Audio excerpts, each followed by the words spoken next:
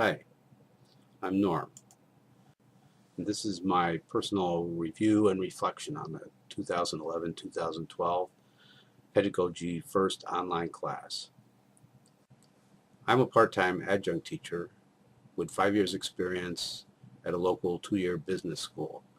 I teach face-to-face IT classes, but no online experience. I came across Pedagogy First while web surfing for information on online teaching jobs. I wasn't sure if my background was adequate for Pedagogy First, but my inquiries were met with support and encouragement to join, so I dove in. 3 aspects of the course appealed to me. First, training in online teaching from an experienced group. Also, I saw an interesting list of tools and services in the course description. And finally, a place to begin building an online presence for myself. Looking back, I'd say Pedagogy First delivered in all these areas. My first draft of a narrative for this review project came in at over 20 minutes. I realized then that we've really done a lot in this class. So I've trimmed my remarks down to get closer to the 5-10 minute guideline. So this is going to be a quick surface level review of the program.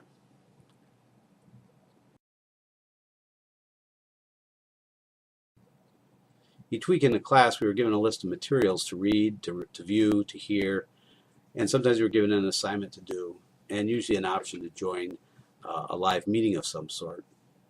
Then we were to follow up on anything of interest and then blog about our learning for the week. Some of the highlights for me, I'm going to run through.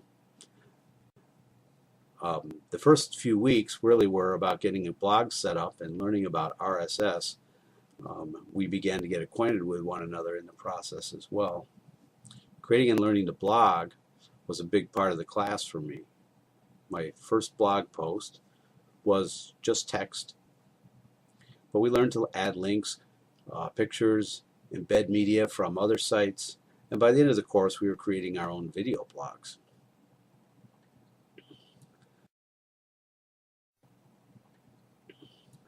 The main Pedagogy First website was very helpful.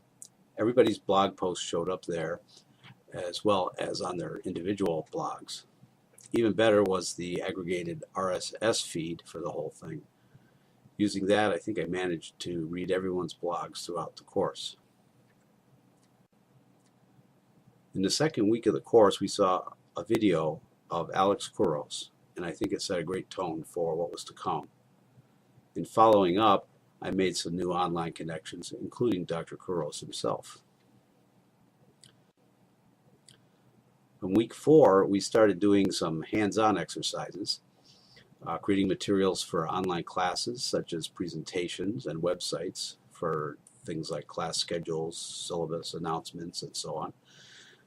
We were introduced to Prezi, an online presentation alternative to PowerPoint.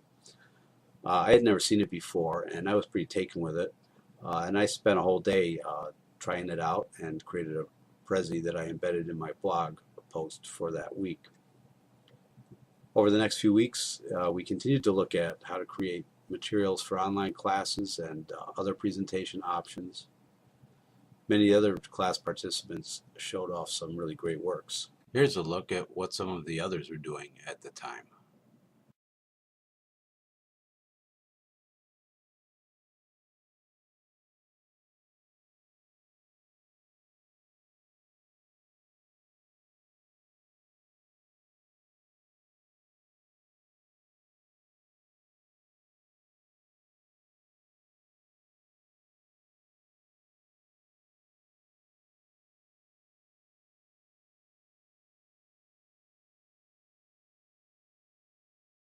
One of my favorite lessons from the whole course was the interactive syllabus in week 5. It's such a great idea. I was surprised I hadn't thought of it myself, but it's definitely one of my best takeaways from the program. And I would use it now even for face-to-face classes with a class website.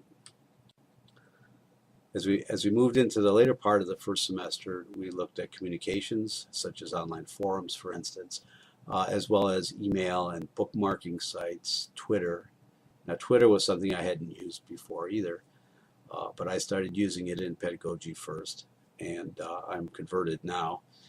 I use it all the time. We also had a Facebook discussion group going and a Digo sharing group.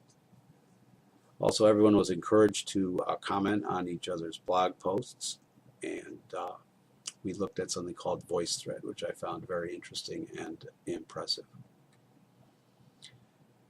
Next, for a couple of weeks, we looked at open learning platforms and environments using other online services for instruction.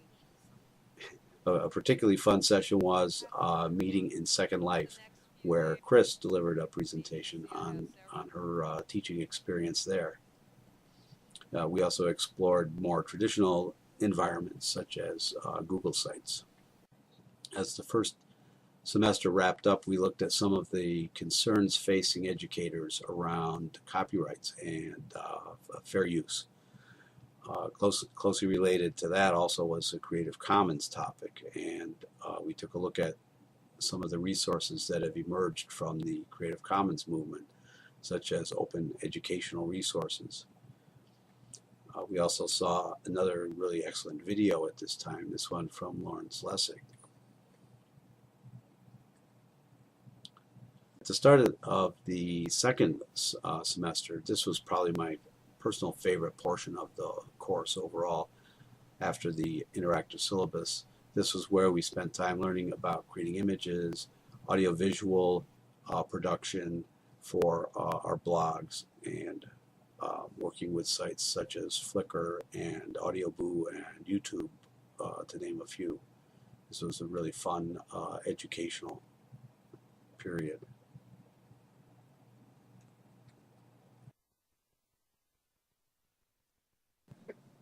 So at this point in the course, I was able to start making my own videos for posting on YouTube or putting on my blog.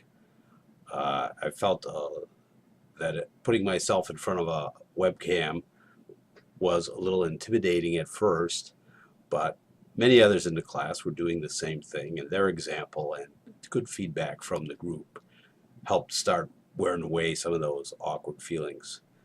It takes practice, but as Lisa said, get over yourself and put it out there. We also looked at screencasts, mind maps, surveys, and FAQs for online courses. There were many good new ideas in all the participants' blogs, as well as in the material that we were presented in the course.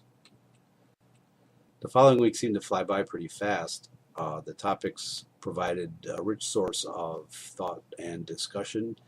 Our students online, classroom management, pros and cons of course management systems, and a look at various types of online courses, from web-enhanced classrooms all the way to massive open online courses.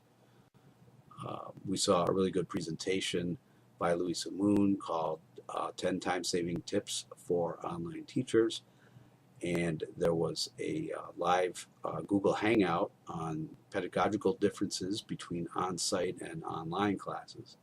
These were also both engaging and helpful. In the last few weeks of the course, we looked into some areas that were somewhat theoretical in nature, and we learned there's a lot of research going on. Some of the recommended materials seem to be very opinionated perspectives, but the course facilitators gave us material that balanced both sides, the many sides of the questions, so their individual perspectives were not overrepresented, or at least not too much. I found this material generated more questions than answers in my mind, but that's okay. Someone once told me that a good training program is one that leaves the participants wanting more. It motivates them to go on and learn for themselves. And if that's the case, then these were very good sessions, as was the whole program.